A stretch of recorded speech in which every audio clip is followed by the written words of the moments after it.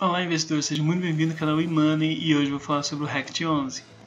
Bom, no vídeo de hoje eu vou falar sobre o RECT Renda Imobiliária, os principais indicadores, os rendimentos, o portfólio desse fundo, o preço justo, uma análise gráfica, como comprar na prática e no final do vídeo eu vou mostrar a minha carteira de fundos imobiliários. Bom, o RECT Renda Imobiliária, a sigla dele é RECT 11, tem a cotação atual de R$ 67,00 e o PVP atual de 0,73.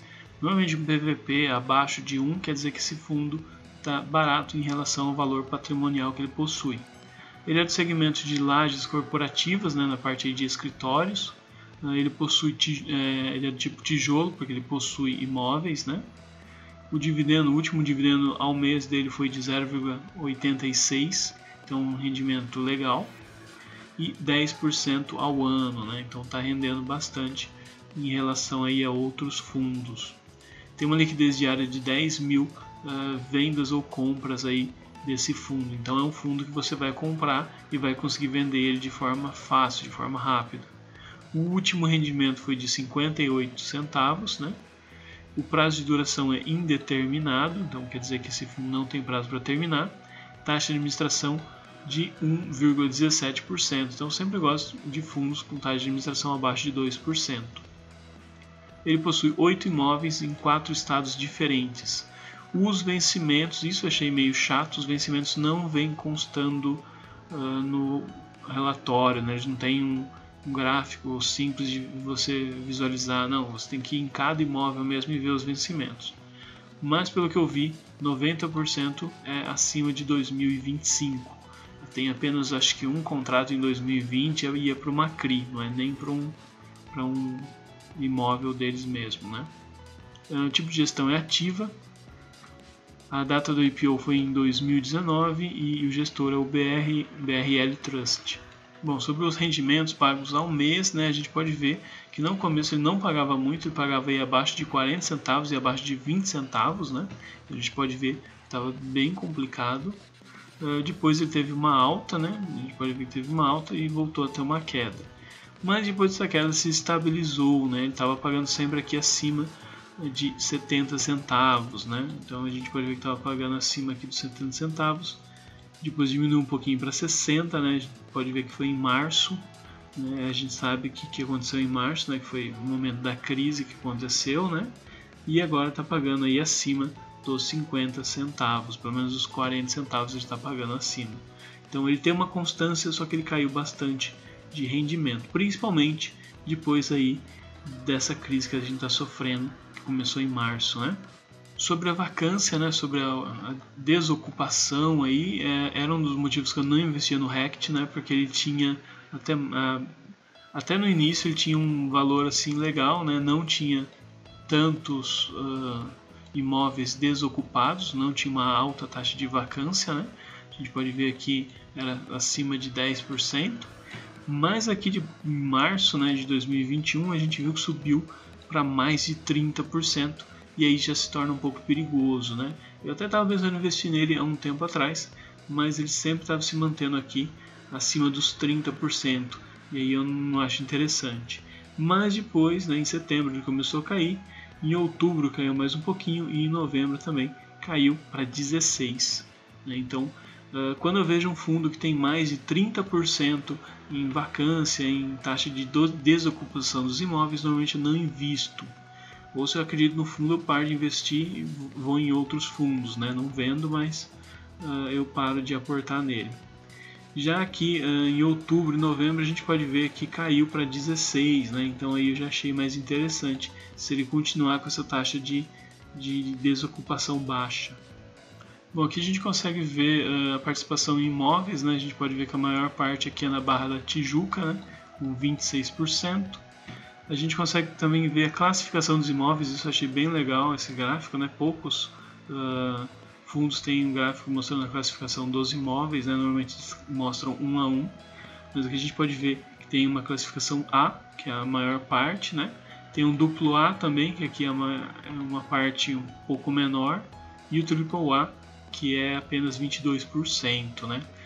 Eu preferiria que fosse uma maior parte aí de qualidade melhor, mas Tendo qualidade A já está bem interessante, tem muito fundo em qualidade B que eu acho legal, então qualidade aí nível A é bem interessante também.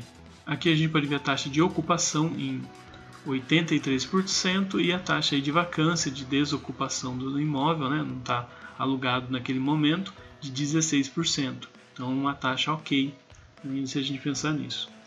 Tem também aqui a receita em relação à renda mínima garantida de 15% e aluguéis de 85%. Isso é normal, né? Não tem muito o que fazer. E a gente pode ver aqui que teve alguns reajustes nos contratos, né? E a gente pode ver que tem em IPCA e tem também em IGPM, né? Bom, aqui a gente consegue ver que a maior parte dos ativos, né, a maior parte aí da onde investe esse fundo são em imóveis, né, 90%. Mas ele tem um pouquinho em renda fixa, cerca de 4%. Não gosto muito de renda fixa, mas tudo bem. Acho que é importante um fundo ter, mas não uma porcentagem alta. Esse não tem uma porcentagem alta, então está interessante. Ele também tem uma parte em CRIs, né? A gente está vendo em muitos fundos estão colocando CRIs porque está tendo um rendimento legal. Bom, aqui a gente pode ver a localização geográfica. A gente pode ver que tem vários estados, né? No caso 4 estados aqui, como eu comentei, mas a maior parte em São Paulo, né? A gente tem aí a maior parte de ativos desse fundo em São Paulo. Bom, para ver aqui o preço justo desse fundo, eu coloquei aqui o modelo de Gordon, né? Eu utilizei aí os dividendos pagos por ano de R$ 7,00, a taxa Selic de 10%, então o valor justo seria em torno de R$ 71,00. A cotação atual está em 67, então está um valor ainda interessante. Bom, olhando para uma análise gráfica, a gente pode ver que esse fundo caiu bastante, né? Isso é interessante porque ele fica mais barato para a gente estar investindo, né? Mas tem que ver os motivos, né? Provavelmente foi aquela alta vacância que eu comentei para vocês. Se a gente olhar aqui, então ele tem uma resistência próxima do 69, né? Então talvez não seja interessante comprar esse fundo acima dos 69. Pode ser que ele venha a cair. E já aqui a gente pode ver que acima do 65, né? Ele tem aqui um suporte. Então talvez seja interessante a gente comprar mais próximo do 65. Aqui ele está no meio, não está nem abaixo nem acima, então tá ok. Mas o ideal seria esperar um pouquinho para tentar comprar em 65.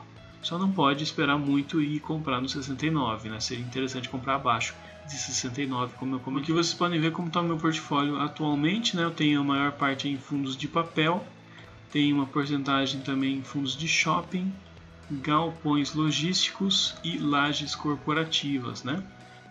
E aqui vocês conseguem ver os fundos que eu possuo na minha carteira atualmente, né? Às vezes eu retiro algum, acabo mudando, acabo achando uma oportunidade melhor, né? Então às vezes eu acabo mudando, né? No caso aqui vocês podem ver os fundos de papel que eu possuo, né? O MXRF11 não possui um valor muito alto, porque esse fundo eu uso mais para quando tem um valorzinho que sobrou ali a mais, para não deixar parado eu coloco nele, né? Aqui a gente pode ver que também tem a parte de logística, né? Eu também tenho, estou analisando o VILG, eu acho bem interessante o VILG, eu só não comprei ainda porque esses aqui estão com desconto, né? Estão muito baratos, mas provavelmente quando eles ficarem caros eu vou aportar mais no VILG. O Vino, o HGRE, o RCRB e o RECT11 que eu estou mostrando para vocês. Essa é uma parte que eu tenho aí, então, em lajes corporativas, né, em escritórios. E eu também tenho esses 3 aqui de shoppings, né, que eu acho bem interessante nesse momento. Bom, para realizar a compra de um fundo imobiliário, você só precisa ter uma conta na corretora. No caso eu tenho conta na corretora Clear, mas você pode abrir em qual você quiser. Depois é só escolher Swing Trade. Swing Trade é aquele pessoal que vai comprar e vender em questão de meses ou anos, não vai vender na mesma hora, né?